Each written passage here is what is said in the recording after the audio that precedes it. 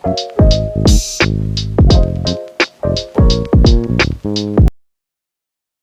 mga kaibigan! Ako nga pala si Jesseline. Ngayon, iba ang ating pag-uusapan. Handa na ba kayong maglakbay kasama ko sa mundo ng mga alamat?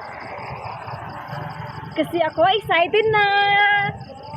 Ayon sa alamat, ang bawat tala sa langit ay mayroong kwento. Sinasabing ang mga tala ay ang mga kaluluwa ng mga taong namatay na at ngayon nagbibigay ng liwanag sa ating mundo. Ang alamat ng tala ay isang paalaala na kahit may mga taong mawawala sa ating buhay, ang kanilang mga alaala, tulad ng mga tala, ang kanilang pag-ibig ay nagbibigay ng liwanag at pag-asa. Dati, noong bata pa ako, lagi akong nagtatanong sa lola ko tungkol sa mga tala. Sinasabi ng lola ko na kapag ako daw ay nakakita ng napakatanglaw ng tala, dapat daw akong humiling.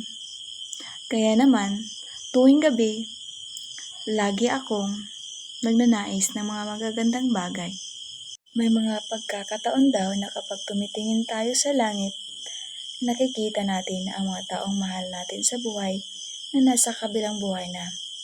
Ito ay paraan daw upang ipabatid nila sa atin. Ano ang masasabi nyo tungkol sa alamat ng tala?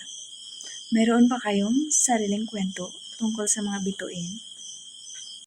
I-share lang sa comment section at huwag kalimutang mag-like, mag-subscribe at i-hit ang notification bell para sa susunod ko pang mga videos. Maraming salamat sa panonood.